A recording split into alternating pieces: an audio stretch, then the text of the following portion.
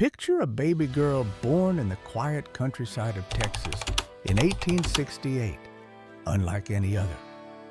Myrtle Corbin came into the world with a rare condition called diphagus, which gave her an extra set of legs. These legs weren't just a curious detail. They were part of a parasitic twin that never fully developed. This unique feature made Myrtle's life an unusual tale from the very start. By the time she was 13, Myrtle joined the circus, becoming famously known as the four-legged girl from Texas.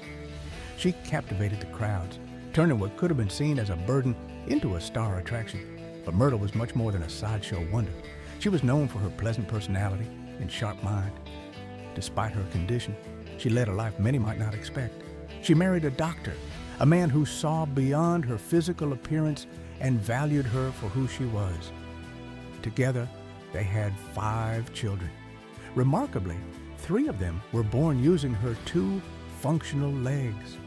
Myrtle managed household chores, cared for her children, and lived a life filled with the same ups and downs as anyone else. But if you thought Myrtle's story was extraordinary, wait until you hear about the dramatic journey of two young brothers, George and Willie Muse. They were born in the late 19th century, with eyes as pale as the moon and hair as white as snow. Their appearance wasn't just unique, it made them stand out in a way that would change their lives forever. In 1899, George and Willie were snatched from their home in rural Virginia. They were only children, albino African Americans suddenly thrust into a world far removed from their family and community. They were paraded across the country as Echo and Eco, the Martian ambassadors, presented as strange beings from another world. Think of how bewildering it must have been for them, taken from everything they knew and forced to perform for curious crowds. They were trained in music, dance, subscribing to this channel and other performing arts, becoming stars in vaudeville and sideshows. Yet behind the glitz and glamour lay a dark story of exploitation and racial prejudice. These boys, who should have been enjoying the simple joys of childhood, were instead seen as spectacles, mere attractions for profit.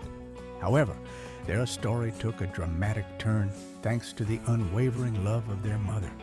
After years of tireless searching, she found them and fought fiercely for their freedom, leading to a legal battle that would change their fate. The brothers were not just rescued, they gained control over their lives and careers. They seized their autonomy, managing their finances and continuing to perform, but now on their terms. But if you thought George and Willie's journey was astonishing, meet Annie Jones, famously known as the Bearded Lady, a woman whose life story continues to inspire and intrigue us. Annie Jones' journey began in Virginia in 1865.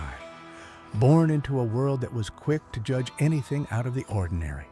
From a young age, Annie exhibited signs of hypertrichosis, a condition that resulted in her growing an unusual amount of hair. By her teenage years, she sported a full beard, an extraordinary sight that caught the attention of P.T. Barnum, the legendary showman. At just 9 years old, Annie became a star attraction in Barnum's Circus. But she was far more than a curiosity for the crowds. Annie's mother, a steadfast and protective figure, managed her career with an iron will, ensuring her daughter was treated with respect and dignity. Annie's performances were not just about showcasing her beard. She enchanted audiences with her musical talents, playing several instruments with grace and skill. But that was just the beginning. Now, let me tell you about this man who was born in 1871 without arms or legs.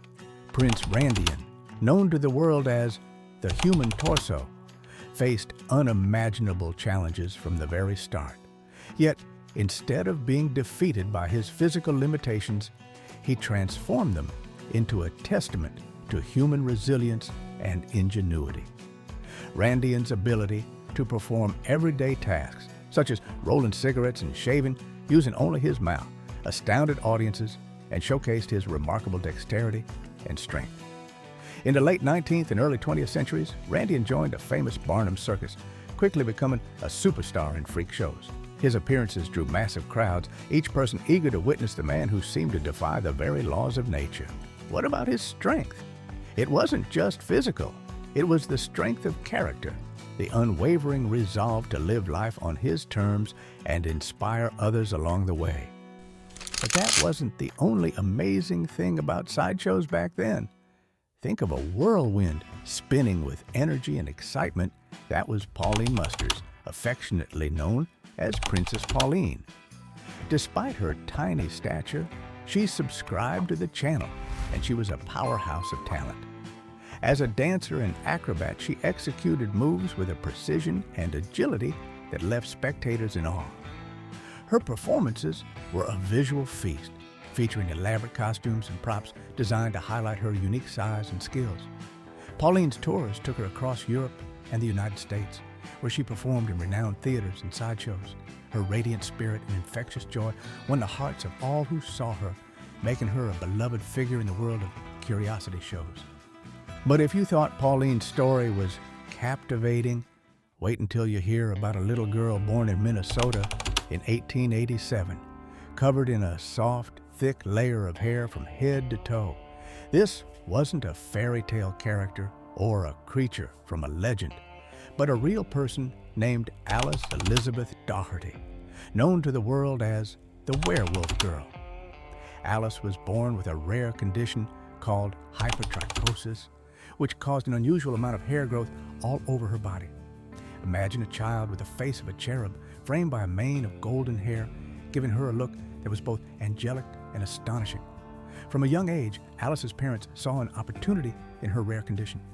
They displayed her in curiosity shows, where she quickly became a popular attraction. But what about the girl behind the hair? Despite the public's curious and sometimes intrusive gaze, Alice lived a life filled with the love and care of her family. They ensured that beyond the sideshows and the circus lights, she had a relatively normal childhood. But that was not all. This is Pascal Piñon, famously known as the Two-Headed Mexican, born in 1889, was an ordinary railroad worker until a large cyst on his head caught the attention of a circus promoter.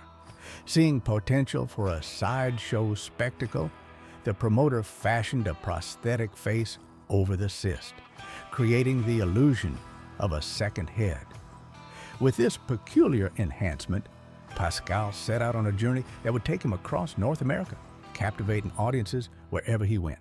Despite the exploitative nature of his exhibitions, Pascal's earnings were a lifeline for his family, providing them with much-needed support. Yet, his life under the big top was not without its challenges. He faced prejudice and cruelty from those who saw only his appearance and not the man behind the facade.